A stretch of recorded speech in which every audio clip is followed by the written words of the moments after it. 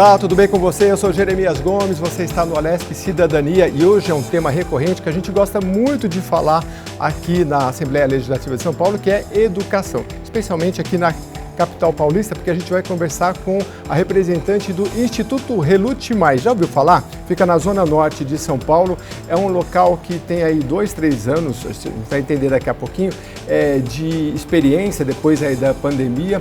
Eles dão um apoio para os alunos no chamado contraturno. E é muito interessante porque eles querem replicar isso. Então, se você é pai, mãe, professor e principalmente empresário, fique muito atento porque é um trabalho muito bacana, você vai entender e quem sabe você pode dar as mãos também e o coração e tudo mais que você puder para ajudar, porque o Brasil precisa muito dessa turma que é das ONGs, né? Estou aqui com a Margarete, não é isso, Margarete? É uma ONG, né? Seja bem-vinda. Sim, muito obrigada, é isso mesmo. Nós somos uma ONG, é uma instituição sem fins lucrativos e nós atuamos ali na comunidade do Sol Nascente, que é um subdistrito de Perus, e nós atuamos ali com contraturno escolar.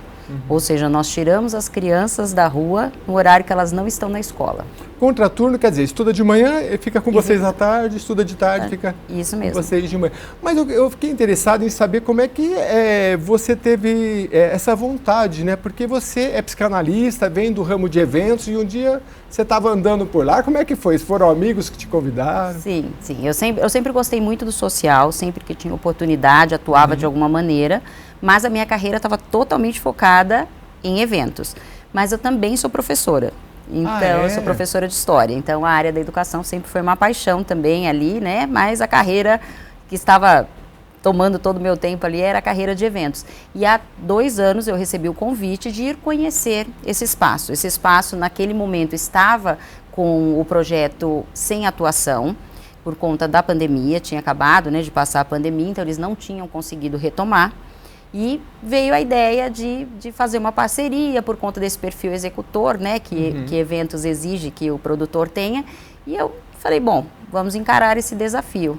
E aí assumi a coordenação do projeto e com o desafio, eu fui para lá no dia 18 de maio, fui com o desafio de no dia 1º de junho já estar aberto. Nossa! Nós já temos as primeiras crianças. Que bacana! Conseguimos. A história dela é muito legal, ela me contava antes nos bastidores, que eles colocaram um carro de som ali para chamar, vieram 6 crianças, depois vieram mais. Mas olha, só para você se localizar, a gente está aqui na capital paulista, e o bairro Perus, ele fica na Anhanguera, quilômetro 23. Quilômetro 23, é perto do Parque Anhanguera. Então, para quem não conhece, as pessoas podem visitar, tem que agendar antes, como é que faz? Pode visitar e é importante entrar em contato conosco, no site tem o nosso contato para fazer o agendamento. Aliás, tem um site lá para você conhecer tudo, gente. Vai lá no site que é o relutemais.org.br, está aí na tela para você ver. São 170 mil metros quadrados, é isso? Isso mesmo. O que tem lá? Tem de tudo, né? Tinha uma parte de um clube também, com piscina. Então, lá era um Clube Batista, da Igreja Batista, era um clube. Certo. Então ele tem uma área assim de lazer incrível, tem parquinho, tem piscinas, tem, né, um complexo ali de piscinas, tem prédios de alojamento, tem casas que hoje nós usamos de maneiras diversas. Nós temos uma sala uma das casas faz apoio às famílias e nós temos o complexo pedagógico, que ficam as salas de aula, a sala de robótica, brinquedoteca, biblioteca e as salas temáticas, porque nós temos salas de música, sala de teatro, sala de dança, para que eles realmente fiquem Eu acho que esse lugar é um paraíso, porque assim, fica num lugar que tem muito verde. Sim. Tem piscina, tem sala de música, de robótica. Agora, eu acho que o mais importante é a questão da pedagogia, né? Explica um pouco para a gente, porque vocês têm profissionais, como é que vocês elaboraram lá o projeto pedagógico? Então, o projeto pedagógico ele foi bastante desafiador, porque nós não tínhamos muita ideia do que nós encontraríamos ali na comunidade. Então, nós já tínhamos uma referência da idade que nós iríamos atender, que seria dos 6 aos 13 anos. Então, nós abrimos com essa faixa etária, mas nós não tínhamos muita ideia de como as crianças chegariam, porque nós estávamos no pós-pandemia. Sim. Então, quando as crianças chegaram, nós tínhamos um projeto elaborado, mas nós, em pouco tempo, descobrimos que ele não ia funcionar e nós tivemos que repensá-lo, porque nós estávamos com altíssimo índice de analfabetismo. Você sabe, te cortando rapidinho, durante a pandemia, conversando, às vezes com parente, com amigos, e via lá, porque criança, adolescente, eu falo, pô, precisava ajudar essa turma assim. Aí às vezes a gente vai lá, né, bom, mas do tempo que eu estudei lá na cartilha, não vou nem falar o nome, os professores falaram para mim, não, mudou tudo, agora eles aprendem de outro jeito. E eu não conseguia passar isso para minha sobrinha, por exemplo, sobrinha neta, aí fala, a professora vem, mas ela deixa ali um material, a mãe não sabe explicar. Então, para muitos, vamos falar a verdade, foi um ano praticamente perdido, né? Na escola. Às vezes eles passam, mas muita criança ficou pelo caminho por causa da didática, enfim, né? Ficou, porque além da família não ter a didática adequada, principalmente aqueles que estavam em fase de alfabetização sem a didática e muitas vezes sem recurso, porque também muitos não dispunham de internet ou do tablet ou do computador que pudesse realmente ali assistir a aula, participar. Fora que quando a gente está em ambientes periféricos, a gente tem a questão da desestrutura familiar que impacta diretamente na qualidade de aprendizagem da criança. Sim. Porque se ela não tem ali um acompanhamento, não tem uma estrutura social que favoreça para que ela consiga se dedicar, ela também perde em qualidade de aprendizagem. Então, nós percebemos que nós estávamos com uma grande quantidade de crianças que tinham pulado essa fase da alfabetização e estavam ali com 12 anos, 11 anos e não tinham assim, ainda a compreensão nem da leitura e nem da escrita. Então, nós tivemos que fazer ali uma adequação de rota, recalculamos a rota e nós trouxemos as matérias de uma maneira mais básica. Nós tivemos que, na verdade, até mesmo para os mais velhos, regredir um pouco e em questão de conteúdo para que a gente pudesse auxiliar, porque na escola eles continuam, continuam sendo aprovados, vão de um ano para o outro, mesmo com esse tipo de déficit. Então lá a gente veio preencher essa lacuna. Então nós iniciamos ali um apoio cognitivo para as crianças, onde a gente trabalha a questão do ensino de uma maneira mais lúdica, usando jogos, brincadeiras, para que eles pudessem ali aumentar a compreensão deles em relação à alfabetização.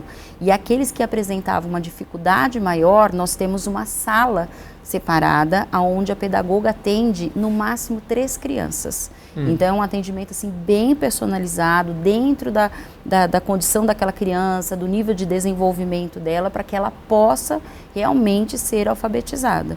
E fora esse ponto, que é claro, é crucial, é extremamente interessante, nós trabalhamos ali a educação holística, que é a formação do cidadão. Holístico quer dizer ver o todo, né? Ver o todo. Então, nós expandimos ali os conhecimentos para diversas áreas. Por isso, nós temos música, nós temos dança, canto coral, nós temos orquestra de flautas, orquestra de violões, para que eles realmente assim, tenham contato com a maior diversidade possível de conhecimento, para que eles compreendam que existem muitas opções, muitas formas deles adquirirem o conhecimento. E nós vamos trabalhando de uma forma, usando a neurociência, que isso favorece o aprendizado deles na escola e o desempenho escolar. Margarete, eu tenho uma reportagem aqui, é do G1, é de 2022, mas é relativamente recente. 11% das crianças e adolescentes estão fora da escola no Brasil, aponta a pesquisa do Unicef, que foi feito pelo o antigo Ibope, o IPEC, a pedido do Unicef. E aí fala que são cerca de 2 milhões. O número de evasão no ensino médio no Brasil é muito grande, chega a 50% em algumas localidades, ou seja, metade dos alunos que chegam ali no ensino médio, eu não sei se é a família ou se é o aluno que fala, não preciso mais, não vou nem fazer o ensino médio, que dirá faculdade, um curso técnico, E isso tendo em vista a janela demográfica, que nada mais é o potencial que um país tem de jovens e adolescentes. E eu vi uma matéria esses dias dizendo que o Brasil está fechando a janela demográfica, a oportunidade de jovens que muitos países não têm. Vamos pegar a Itália, não tem. China, com a política por muito tempo, de um filho só. Também não tem, sofre com isso. O Brasil tem, só que o Brasil está fechando essa janela sem se tornar um país rico. E o grande potencial é os jovens, porque os idosos se aposentando, a criança não é o jovem que é o potencial, Por isso, o trabalho como o que você está fazendo é muito importante. Agora, o que dirá sobre essa evasão escolar, criança fora da escola? É um pouco da família. Aqui a pesquisa aponta como mães que precisam trabalhar como um grande problema. Tem outros? Então, lá eu posso dizer especificamente pela comunidade do Sol Nascente, que eu acho que ela dá uma boa amostragem para nós. O que acontece? Lá nós temos muitas famílias desestruturadas. Então, é aquela família que geralmente tem apenas um dos pais, né, que a criança reside, e muitas vezes essa criança também reside com avós, com tios e com outros agregados familiares. Certo. Então, essa estrutura, ela já se torna complicada porque não tem exatamente uma pessoa responsável para a criança. Então, a criança meio que vai crescendo ali por conta, né, sozinha, enfim, é muito comum crianças de 7, 8 anos já estarem tomando conta de irmãos mais novos para as mães trabalharem. Então, tudo isso violência doméstica. A violência doméstica. Lá nós temos um alto índice de abuso sexual infantil por conta dessa questão, né, criança que fica sozinha em casa, que fica sozinha vai em trabalhar. casa, que fica sozinha na rua, e geralmente isso acontece, né, por pessoas próximas, aquelas pessoas que observam, que conhecem a rotina e que ganham a confiança dessa criança, facilitando esse acesso. Ela estando no contraturno, que é o que vocês oferecem, ela, nesse momento ela está resguardada. Né? Exatamente, a gente diminui esse Porque de manhã está na escola, à tarde está com vocês, à noite a mãe Isso, e acompanha. O que nós percebemos é que muitas crianças, elas saíam da escola, por exemplo, as que estudam no período da manhã, e entre o término da aula e o início do projeto tinha mais ou menos 1h30. Essa 1h30 a criança permanecia na rua. Então, nós demos a opção para os pais, enfim, para as próprias crianças virem direto. Então, elas podem sair, elas vêm direto, então as peruas escolares trazem, os outros que vêm a pé também já vêm direto. Então, grande parte dos alunos do contraturno da tarde, que começa às 1h30, já estão no projeto ao meio-dia. Essa é uma realidade, acho que de muitos, digamos, brasileirinhos e brasileirinhas, né? Com 7, 8, 9, 10 anos em casa. Não imagina uma criança meio período inteiro em casa, ou então a mãe trabalha e faz um turno, faz outro turno, e a criança fica em casa. Como é que é essa situação? Às vezes sozinha, porque hoje muitas famílias têm um filho só. Como é que é isso? Um menino, uma menina está em casa sozinho o tempo todo, fica na televisão, às vezes fica na internet, mas assim, às vezes fica sem controle. Às vezes não tem internet, mas se tem, às vezes pode ser até pior, né? Sim. Você começa a ver coisas que não deveriam. Então, esse é um grande problema, é uma realidade, assim, até porque muitos acreditam que ao dar um eletrônico para a criança, ela vai ficar em casa, mas eu dou ali um celular, eu dou, né, o computador, vai ficar tudo bem. Na verdade, como se estivesse na rua, né? É como se estivesse na rua. Você abre a janela para outros riscos, às vezes inclusive maiores, a gente sabe do risco da pedofilia, enfim, né, via internet, isso é real. E ali, o que acaba acontecendo é que essas crianças extremamente ali perdidas, né, sem ter esse acompanhamento, os pais não conseguem identificar a necessidade dessa criança ter uma supervisão. Eles começam a ver essa criança realmente como ser capaz de permanecer sozinho. Eles acreditam que essa criança tem autonomia suficiente para tomar decisões. Então, essa criança com 8, 9, 10 anos já tendo essa autonomia, isso reflete de maneira muito grande no ensino médio, quando eles já não se sentem mais tão obrigados, quando o conselho tutelar também relaxa um pouco mais em relação à fiscalização da frequência da criança. Então, isso facilita a evasão. Por isso que nós decidimos, no ano de 2024, nós vamos ampliar até os 17 anos o contraturno escolar. Este ano nós atuamos dos 6 aos 13 anos, mas nós percebemos esta necessidade para os jovens, porque tem aqueles que realmente não têm interesse, mas aqueles que têm interesse não têm oportunidade. Ali, por exemplo, na região, você não tem um projeto social que atue entregando, né, da forma que nós entregamos, porque para os jovens no próximo ano nós vamos ter apenas 3 matérias. Uma delas é a atividade física, porque nós entendemos da importância, né, da atividade física, enfim, do futebol, da natação, como nós temos lá complexo com piscinas, então eles conseguem desfrutar bastante do espaço.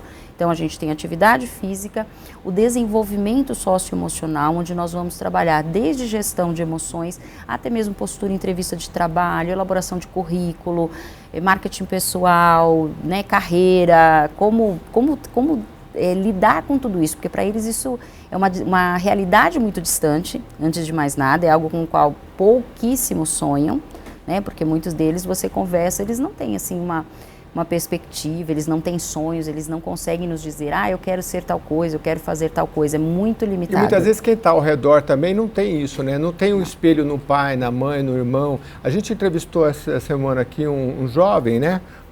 Na Semana da Consciência Negra, ele falou, o meu irmão chegou para mim, ele já era advogado, eu estava sem perspectiva, sem saber nada, ele falou, e aí, se decide, faz alguma coisa da vida. Você vai, nem um curso técnico, nada. Aí ele foi, se estudou e hoje é um advogado que está comandando um escritório de direito tributário. Então, assim, porque alguém chegou, mas muitas vezes não tem essa pessoa perto dela para sonhar. E aí ela fala, eu já entrevistei aqui pessoas que falam assim, que crianças às vezes da comunidade falam, tem tal parque na cidade, mas eu posso ir lá? Ela nem sabe que ela pode ir, né? Então, se ela acha que ela não pode ir num parque ali, porque ela acha que é só lugar de rico, que dirá fazer uma faculdade. Sim. E a gente tem visto aí muitas pessoas falando que não, gente, bolsa aqui no Brasil, até fora do Brasil, você pode conseguir, mesmo se você vier da comunidade, você pode sonhar, porque muita gente consegue. E tem países, por exemplo, como os Estados Unidos, que eles veem muito a evolução da pessoa. Você saiu de um nível baixo, mas você conseguiu evoluir,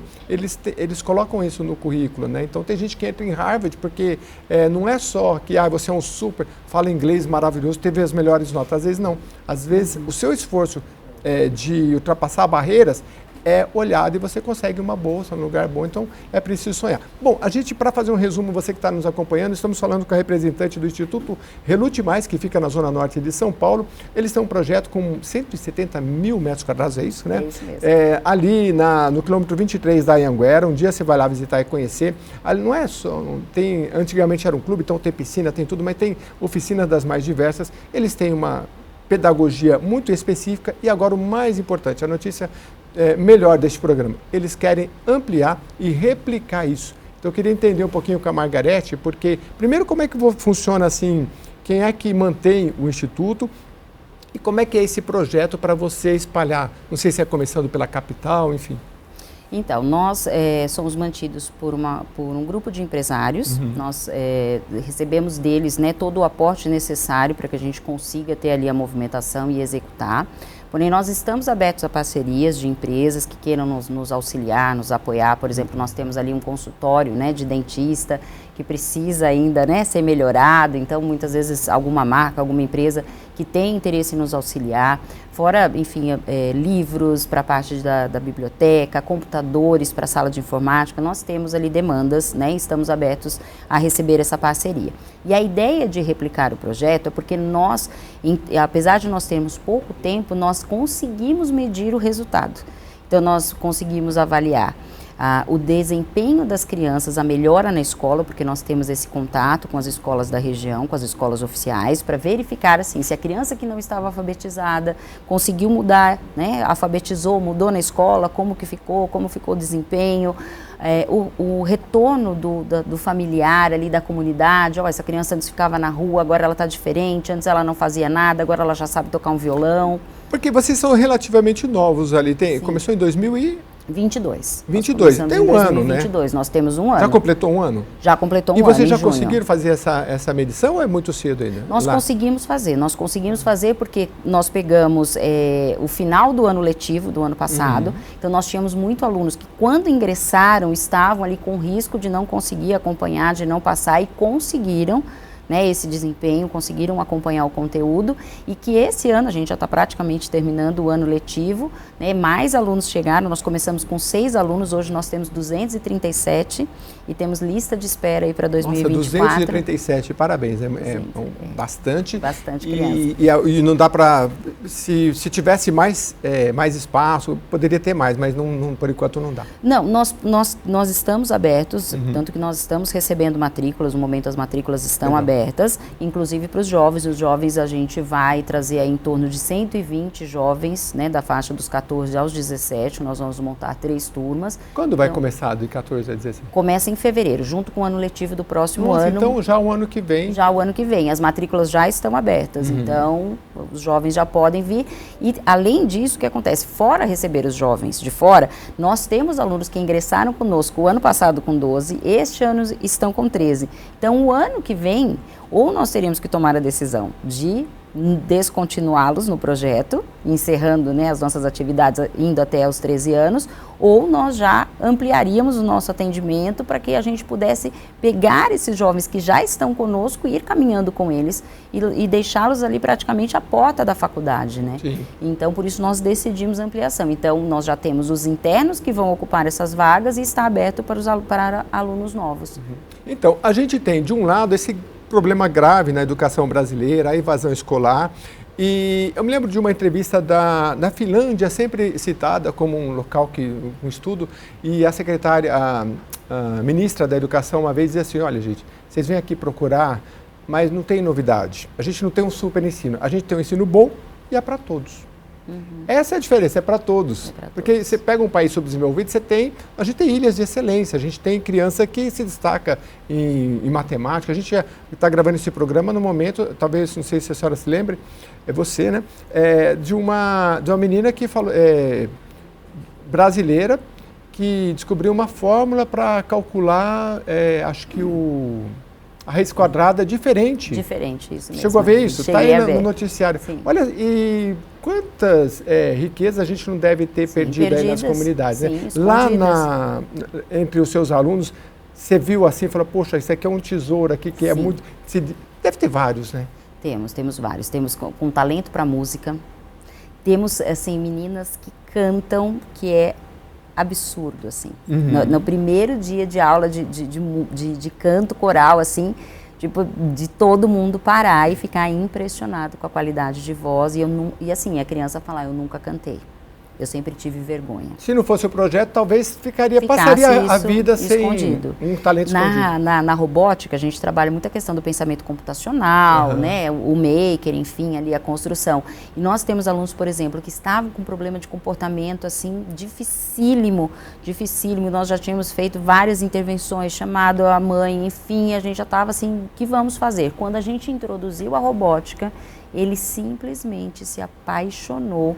É um dos alunos mais dedicados, empenhados, e todo dia ele pergunta, não dá para ter mais vezes? Que bacana, né? Então, assim, ele descobriu ali na linguagem computacional algo que despertou um interesse que nada mais havia despertado. É muito interessante, e esse é um projeto, como a gente disse, o Relute Mais, o Instituto Relute Mais, que fica aqui em São Paulo, que vai ser replicado, já tem um projeto pedagógico, e aí as empresas que quiserem participar, é só dar uma olhada primeiro no site, né? Coloca no Google Instituto Relute Mais, vai ver tudo o que acontece, como que entre em contato com a Margarete, principalmente as empresas que vão participar, já tem várias delas que participam, depois do intervalo a gente vai falar mais sobre isso e vai conhecer, porque eu acho que vale muito a pena. A gente vai para um rápido intervalo e volta para falar mais como é que vai ser esse projeto para ampliar o Relute Mais para São Paulo, para o estado também, por enquanto, começando em São Paulo. Esperamos expandir aí para o nível do Brasil. Que bom, que bom. Então, programa para o Brasil todo. A gente vai para o rápido intervalo e já volta.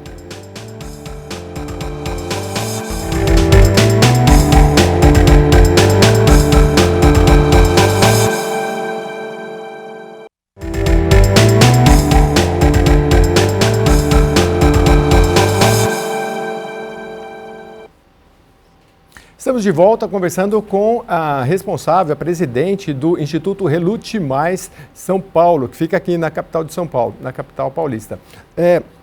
A gente falou no primeiro bloco do que é o Instituto, se você acompanhou, mas vai no Google, coloca lá Instituto Relute Mais, fica na zona norte de São Paulo, trabalho muito interessante, que tem música. Vou até pedir para a Margarete retomar um pouquinho aqui para a gente, porque essa coisa do trabalho holístico, ou seja, você olhar o jovem ou adolescente em todos os seus aspectos, é muito importante, né, Margarete? Sem dúvida. Porque é aquela pirâmide, como é que é a pirâmide Glasgow? Eu nunca lembro o nome direitinho.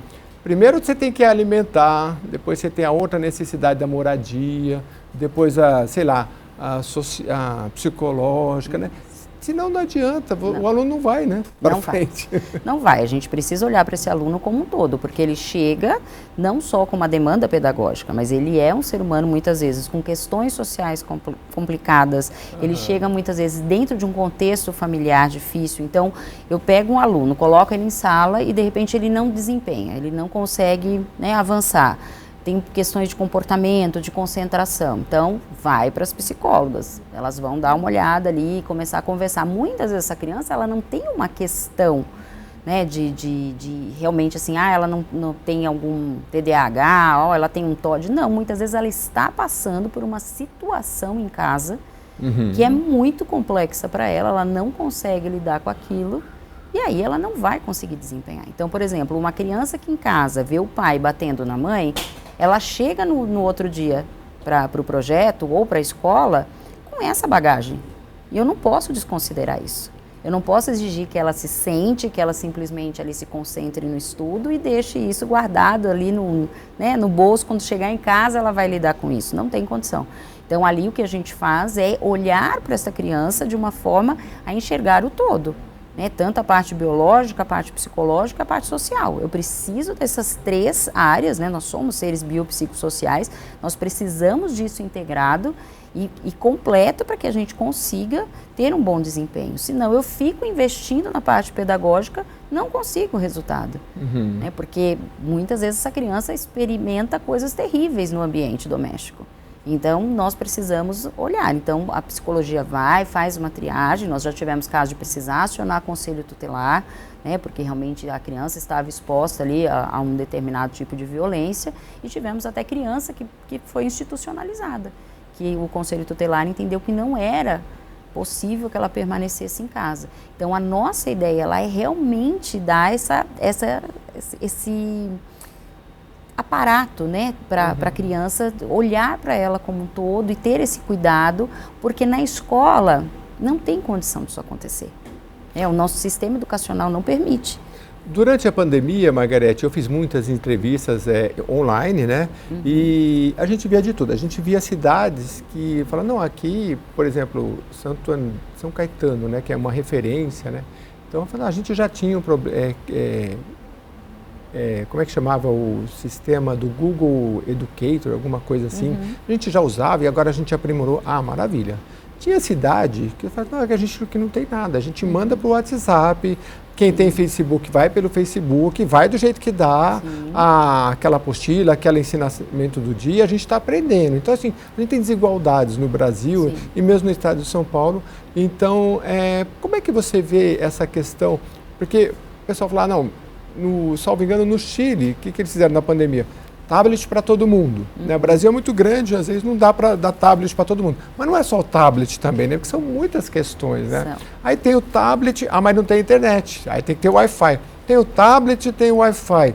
E aí, está com problema em casa de violência doméstica. Então, se você não olha, às vezes o ensino público tem essa dificuldade. Instituições como vocês, no contraturno, podem averiguar com os profissionais todos esses passos a passo, Sim, sim. Os nossos professores, eles são treinados para observar esses sinais nos alunos. Então, a criança começou a apresentar, por exemplo, uma desatenção, ela está muito sonolenta, ela começou com uma agressividade em sala, começou a acontecer alguma coisa nesse sentido, os professores já fazem o comunicado para a área de psicologia. E aí essa criança é chamada. Porque muitas vezes os sinais, eles vêm de formas diversas. Então, uma criança, por exemplo, que pode estar sofrendo abuso, ela muitas vezes não vai chegar e não vai falar. Primeiro porque assim, vou falar até de lá. Lá o abuso sexual é uma coisa tão comum que as crianças falam como se fosse assim, se você não passou, você vai passar.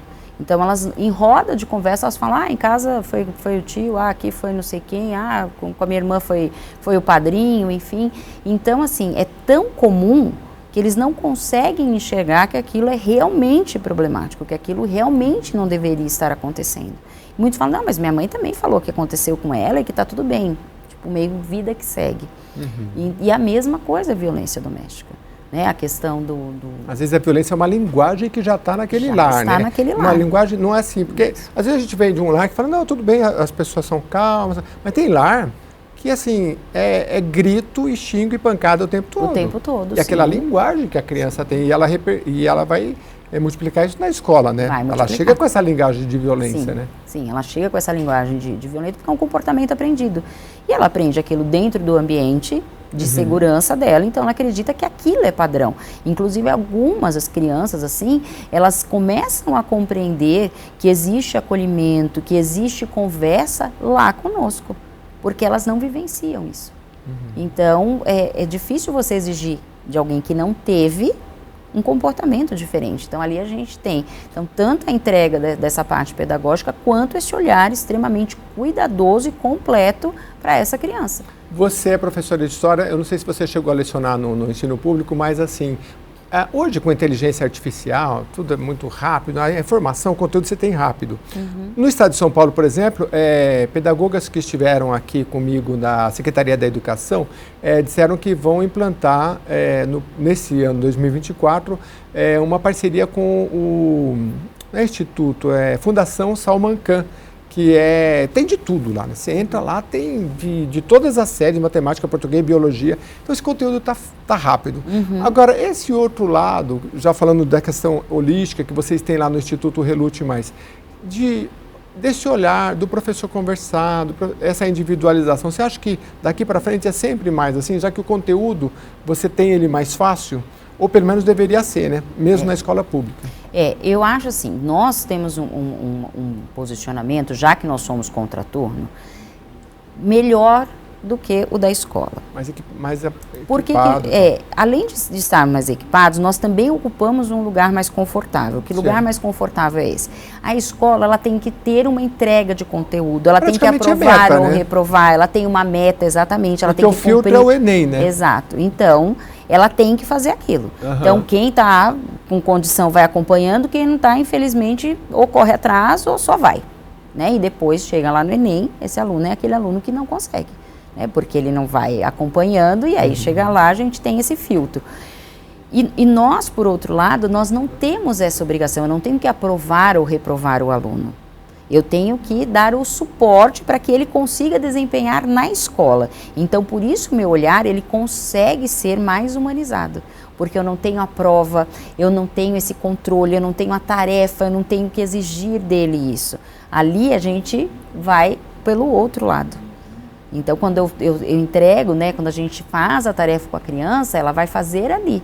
Ela vai trabalhar ali conosco de maneira lúdica, de maneira, né, que ela tenha o interesse. Porque também, se ela não tiver o interesse, ela evade do projeto, porque projeto não é obrigatório. Então, nós não temos uma família que cobra que esta criança frequente mal a escola, mas ainda acabam sendo mais cuidadosos, porque a escola denuncia para o conselho tutelar, e aí, né, tem uma série de problemas, principalmente as famílias que vivem de auxílio, né, se elas sofrem essa denúncia de que o filho não está indo para a escola, ela perde benefício. Então, muitas vezes a família se torna muito atenta em manter essa criança na escola. Mas o projeto já não tem isso, ela não tem o benefício direto. Eu acho que vocês estão de parabéns, porque assim, o projeto Relute Mais, ele não é assistencialista, ele não vem aqui porque você vai ganhar uma cesta básica, ele não é um clube, vem aqui que você vai nadar da piscina, porque embora tenha, poderiam ser atrativos, mas eles amarram, digamos assim, né? Não é amarrar, na verdade, eles atraem as crianças pelo projeto pedagógico. Porque o pessoal gosta da robótica, gosta do ensino da música. Então, assim, pedagogicamente ele é atrativo. Por isso que eu acho que é interessante ele se espalhar Brasil afora. E é nesse contexto que eu queria que você falasse, Margarete. Vamos falar da questão empresarial, né? Porque os empresários que estão com você são pessoas que voltadas para a educação, empresas que já têm isso. Como é que você estabelece essa ligação? Então, na verdade, a ligação veio porque eles, assim, nós nos conhecemos, nós já nos conhecíamos. Você já tem um know-how também já conhecia, exato, então eu já conhecia. E aí acabou juntando a ideia do projeto, né, com a possibilidade de ter esse financiamento. Então, eles entenderam que o projeto, né, realmente tinha uma entrega interessante, diferente, né, porque nós estávamos ali propondo esse assistencialismo.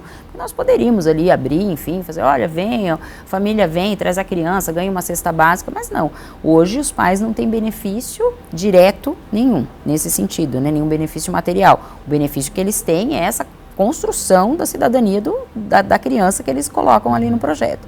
Então, diante disso, nós conseguimos firmar essa parceria.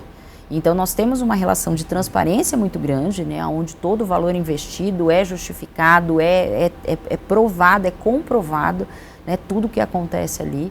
Então, isso facilita, né, a essa relação para que ela se perpetue aí.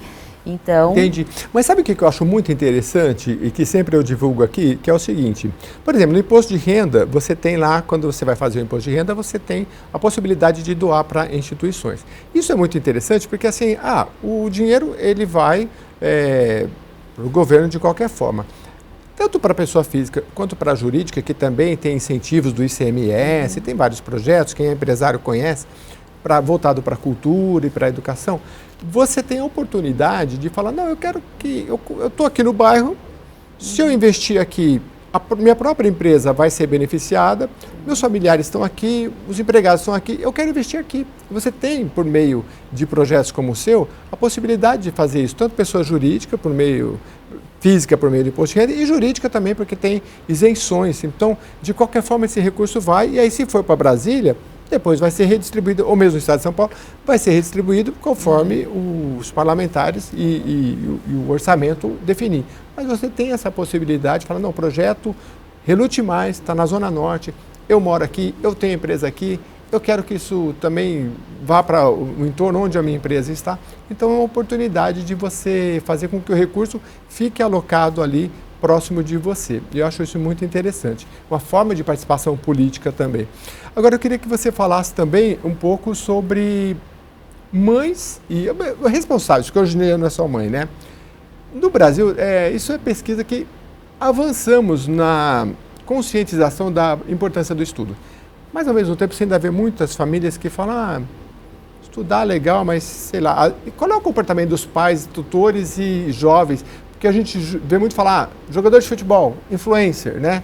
Sim. Como é que está esse cenário? Como é que o que você pode dizer sobre isso para as mães, para os pais e para os jovens?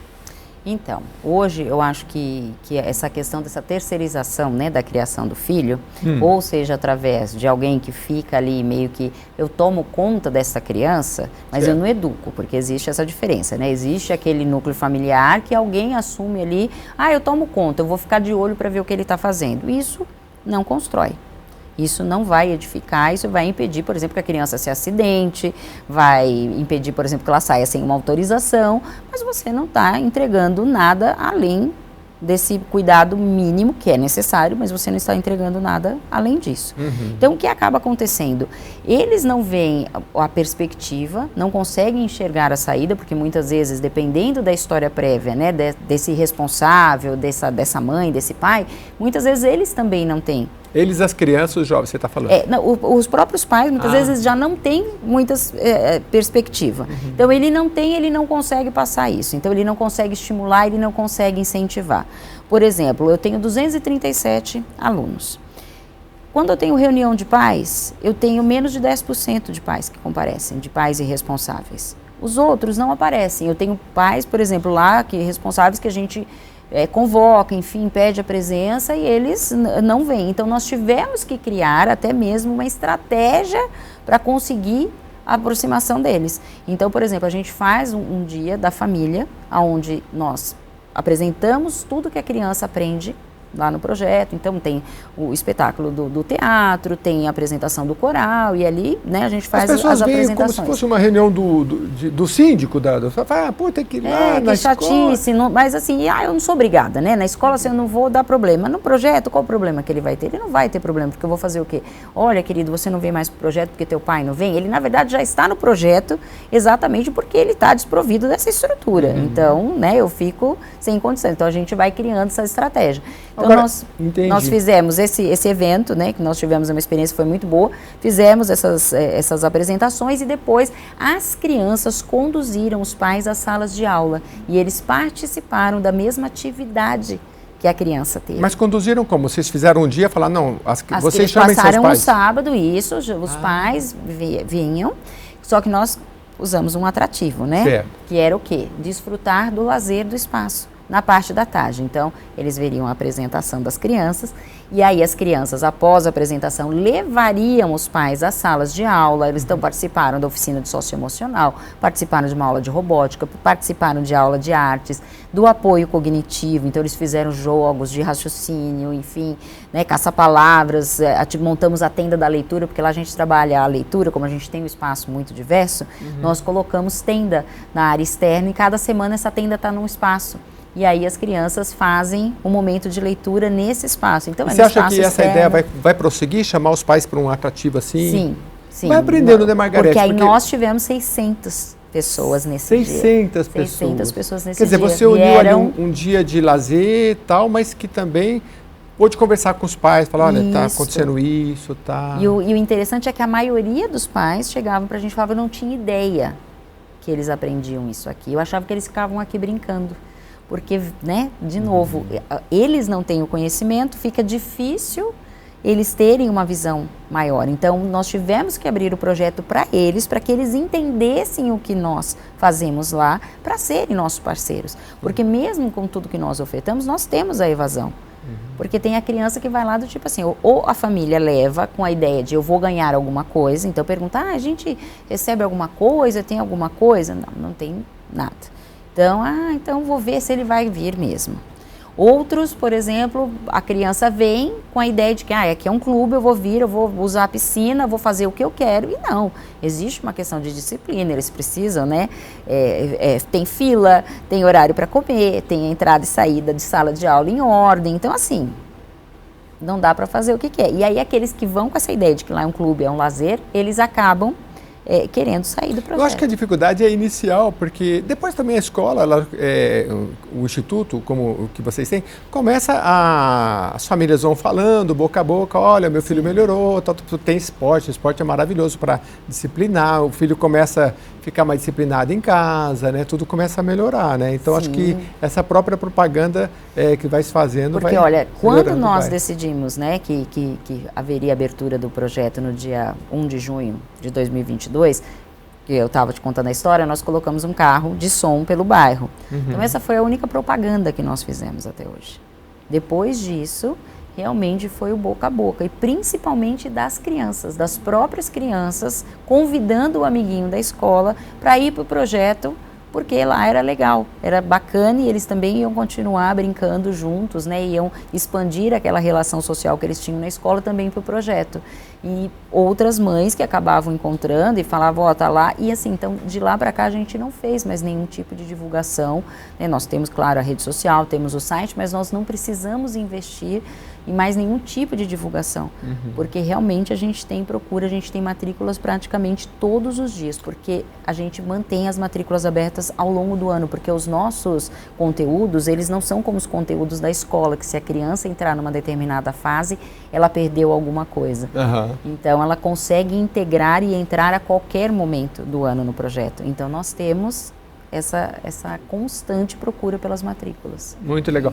E a gente está chegando ao final, mas eu só queria fazer uma reflexão junto com a Margarete aqui, porque é a questão que a gente abriu o programa, né, questão educacional, né? Eu falei para você antes, né, Margarete, que eu vi um vídeo de um professor que ele falava para os alunos assim, enquanto vocês estão faltando na aula, vocês estão bagunçando, aqui vizinho tem uma escola, né? Eles são bem pagos, eles estão estudando todo dia. Sabe quem é que vai mandar em vocês amanhã? São eles. E aí muitos alunos falam, poxa, é verdade, né? Uma reflexão, né? A gente está aqui enfocando aula, não está nem aí para estudo. São eles que vão mandar em você, porque eles vão estudar, eles vão se formar, né? Eles vão talvez numa escola pública, porque numa faculdade pública, porque o vestibular é difícil, né? E eu acho que para os pais também tem que ficar essa reflexão, mas na medida que vai se envolvendo, a própria comunidade vai vendo que vale a pena.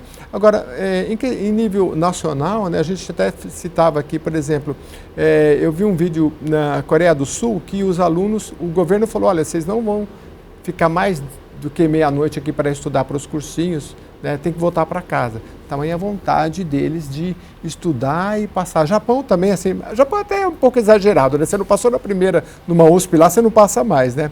Mas a gente tem que ter essa consciência no Brasil cada vez mais e iniciativas como você, espero que espalhem muito e consigam ter muito sucesso, porque precisa muito.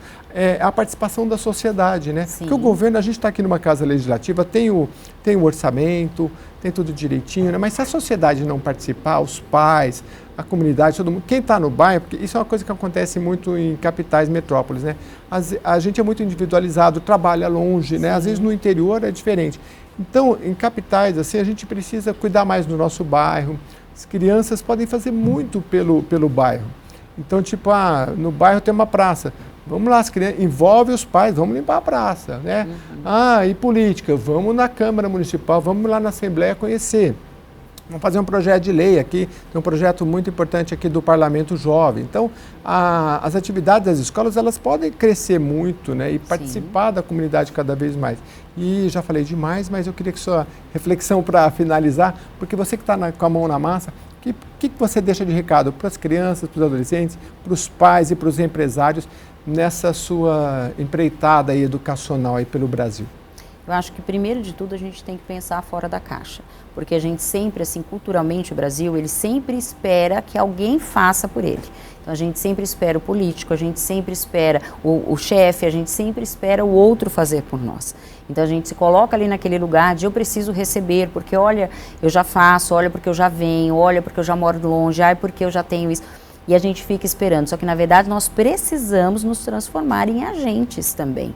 Nós podemos, há possibilidade dentro do nosso bairro, no nosso entorno, de fazermos pequenas ações que podem impactar na qualidade de vida daquele lugar. E falando em educação, muitas vezes você tem um conhecimento, você é bom em alguma coisa, existem ONGs no país inteiro que precisam de voluntários que possam doar, às vezes, um tempo até mesmo para ler uma história para as crianças. Então, assim, a gente precisa sair desse lugar de sempre olhar para o outro, esperando que o outro resolva e entender que nós podemos fazer aquilo que nós esperamos ver de diferente, né? Muito, acho que foi o recado melhor que eu podia ouvir. Até eu fazendo muitos programas sobre isso, e Margarete, o que eu percebi foi que às vezes a gente fala assim, ninguém está fazendo, né? E acho que é pelo contrário, tem muita gente fazendo, às vezes a gente se envergonha e fala, pô, quem está fazendo pouco é a gente, né? Eu que não estou indo, sei lá, um voluntário. Tem muita gente no entorno fazendo, tem muita gente boa sendo voluntário, abrindo projetos como a Margarete fez, né? Ela deixou uma carreira aí de sucesso no ramo de eventos e falou, vou mudar de vida e vou empreender nesse... É um empreendimento, sim, né? É um empreendimento social, mas é um empreendimento. E que uma vez eu li que é o seguinte, empreendimento social não tem lucro? Então, o psicólogo lá, o estudioso, ele falava assim, o lucro do empreendimento é uma criança bem estudada, sim, é uma família bem estruturada, esse é o lucro do empreendimento social. E é um lucro que transforma, né? Uhum. Que não é o lucro que só faz bem para você, né? Porque esse lucro, ele é social, ele muda a história de uma família, muda a vida de diversas pessoas. Nós temos 237 alunos hoje. Posso dizer que todos os 237 realmente vão ter a vida transformada? Não sei. Espero que sim. Mas se 10, se 15, se 20 tiverem, isso já é um grande lucro, né? Legado, né? Quando a gente vai lá na frente, acho que nem todas as pessoas vão poder ter esse legado que você está deixando. É trabalhoso? Mas imagina deixar um legado para tantas famílias, né? É um negócio realmente gratificante. Espero que a sua jornada seja... Eu sei que vai ser difícil, mas a gente aqui na Assembleia, no que puder ajudar, a gente tem aqui uma comissão de educação, tem muitos parlamentares envolvidos, tem muitos projetos, né? Uhum. Então, eu espero que você sempre venha aqui e participe com a gente desses debates. Muito obrigado, Margarete. Eu que agradeço o convite. Muito obrigada. E para você que ficou com a gente até aqui, obrigado pela sua companhia. Esse programa é feito para você, então mande as suas sugestões, reveja lá no YouTube, que fica sempre lá também, se você está acompanhando aqui pela Rede Aberta, tá bom? Muito obrigado, até a próxima.